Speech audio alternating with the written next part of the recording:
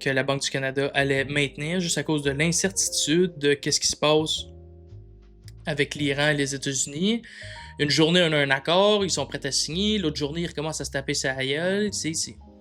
C'est impossible à suivre. Personne ne sait qu'est-ce qui se passe. Premièrement, dans la tête des dirigeants en Iran ou du président aux États-Unis. Mais d'où est-ce qu'on s'enligne? Est-ce que ça va être quelque chose qui va durer 10 ans? C'est-tu quelque chose qui va durer encore une couple de mois? On le sait pas. Puis ça n'a pas l'air de. Ça n'a pas l'air d'être très prometteur pour avoir une entente bientôt, en tout cas.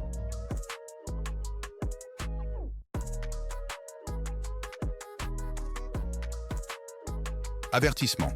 Ce contenu est à titre informatif et journalistique seulement. Il ne constitue pas un conseil financier, hypothécaire ou en investissement. Mon analyse peut ne pas s'appliquer à votre situation. Consultez un professionnel hypothécaire ou financier licencié avant de prendre une décision. Salut tout le monde, ici Gauthier et aujourd'hui je voulais vous revoir pour un nouvel épisode, parler un peu de la Banque du Canada et le taux directeur, l'annonce qui a été faite, aussi parler un peu du rapport de la politique monétaire du Canada. Ça cache un petit peu des données qui sont quand même, je dirais pas alarmantes, mais qui nous donnent une certaine vue sur qu'est-ce qui se passe avec le Canada qui est peut-être pas très très jolie. Fait que pour commencer, le taux directeur a été maintenu à 2,25%. Je crois que c'est la 6e fois qu'il maintient le taux directeur. Mais on peut voir le directeur de la Banque du Canada a vraiment. Et il y avait un petit peu un sentiment de prix. T'sais, il était comme entre une roche puis un mur avec l'inflation qui monte à cause de l'énergie et du pétrole, la guerre en Iran, et aussi avec les Canadiens ne dépensent pas. T'sais, tout est rendu cher, puis il ne sait pas trop quoi faire, s'il devrait monter, descendre. Le maintien était une bonne chose à faire. Je pense que tout le monde s'en attendait aussi, que la Banque du Canada allait maintenir juste à cause de l'incertitude de qu'est-ce qui se passe avec l'Iran et les États-Unis. Une journée, on a un accord, ils sont prêts à signer. L'autre journée, ils recommencent à se taper sa gueule. C'est impossible à suivre. Personne ne sait qu'est-ce qui se passe. Premièrement, dans la tête des dirigeants en Iran ou du président aux États-Unis. Mais d'où est-ce qu'on s'enligne? Est-ce que ça va être quelque chose qui va durer 10 ans? C'est-tu quelque chose qui va durer encore une couple de mois? On le sait pas. Puis ça n'a pas l'air de. Ça n'a pas l'air d'être très prometteur pour avoir une entente bientôt, en tout cas. Fait que l'inflation, dans le rapport de la politique monétaire qu'ils ont mis, est remontée à 3,2%. Ça, c'est pas bon. On n'aime pas ça, l'inflation qui monte, à cause, si vous mettez du gaz dans votre véhicule ou que vous avez besoin de gaz en général, vous l'avez déjà ressenti à la pompe que les prix ont remonté.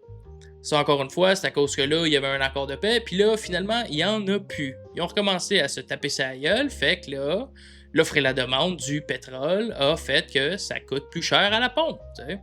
Un conflit qui se passe à l'autre bout du monde va nous affecter à ce point-là.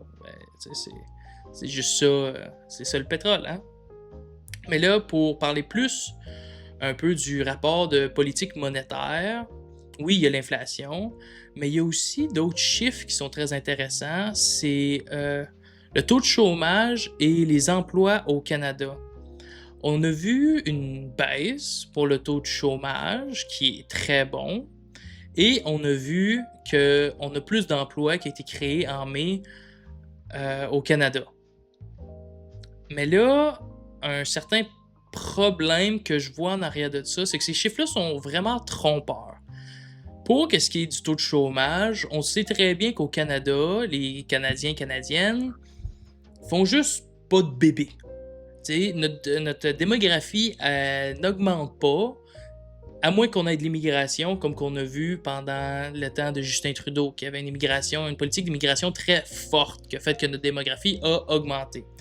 Là, avec le gouvernement Carney, on a une diminution de l'immigration, et encore une fois, à cause que les Canadiens ne font pas d'enfants, on a la population qui diminue.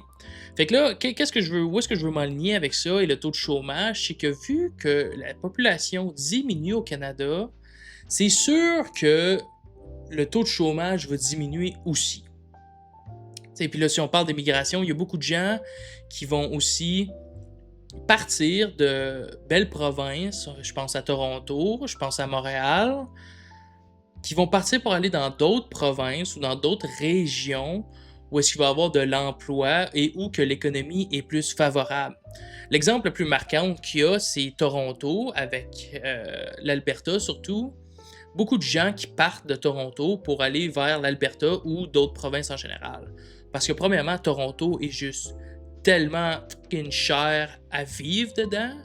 Et deuxièmement, l'Alberta a beaucoup d'opportunités d'emploi. Et vu que c'est un peu la puissance du Canada en termes de pétrole, eux, leur économie va relativement très bien. On va parler aussi de les emplois.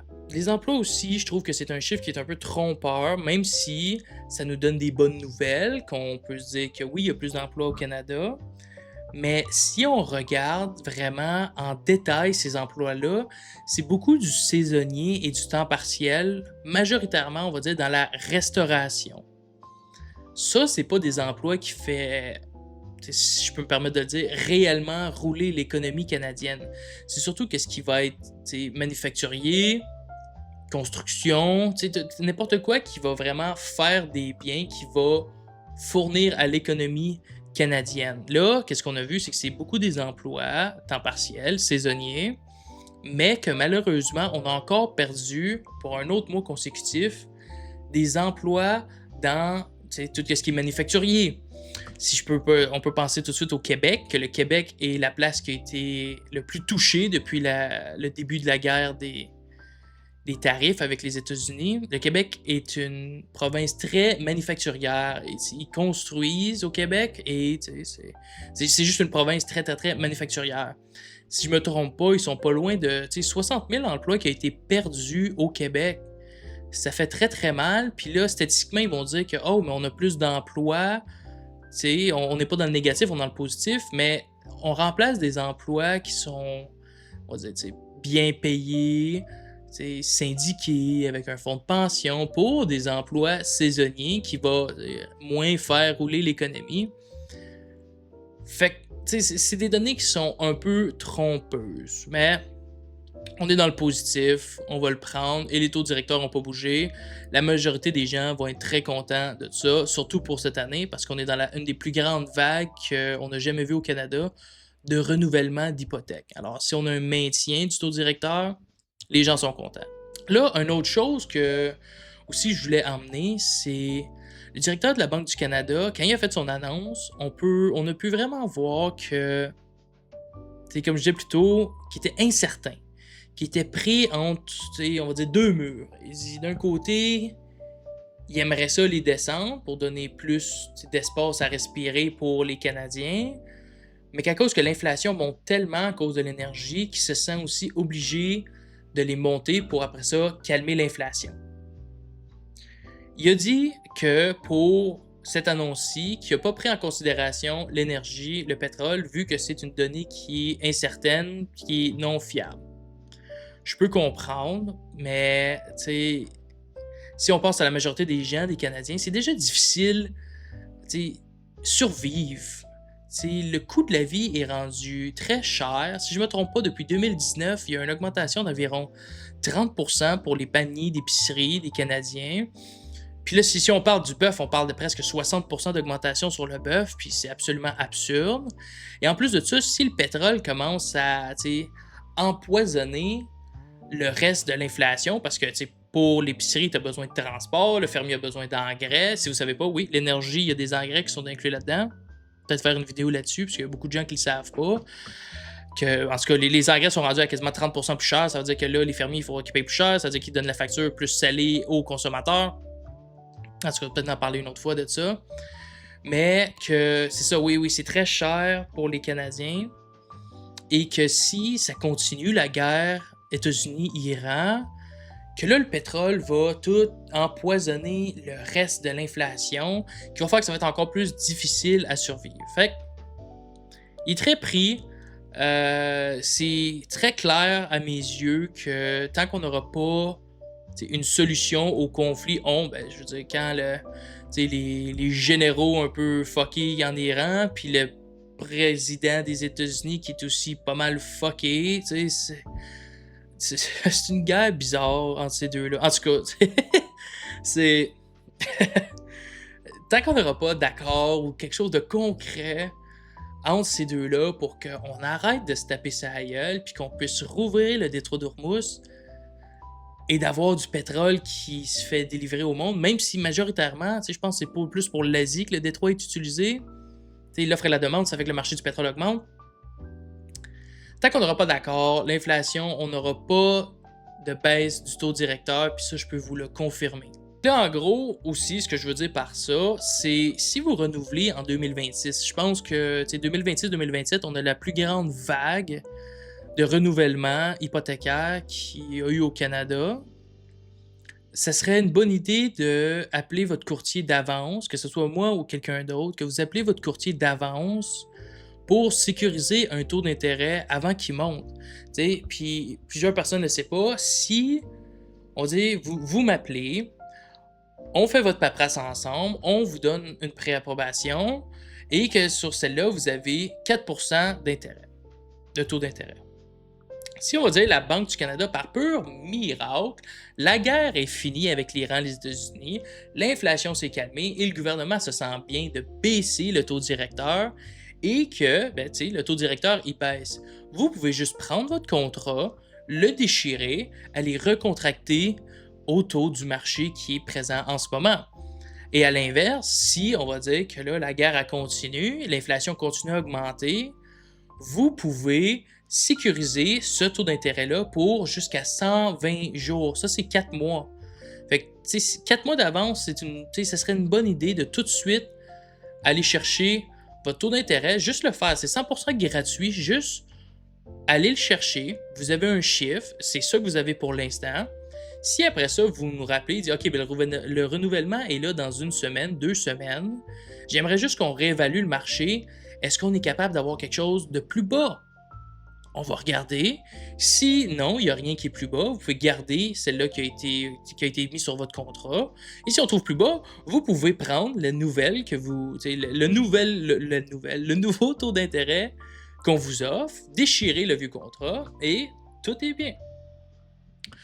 Fait que là, pour finir l'épisode, je sais pas, je suis sûr que la plupart des gens ne le savent pas, mais j'ai une section questions sur mon site web, puis j'aimerais ça un peu finir à chaque fois sur une question ou deux de gens qui a été posée sur mon site web.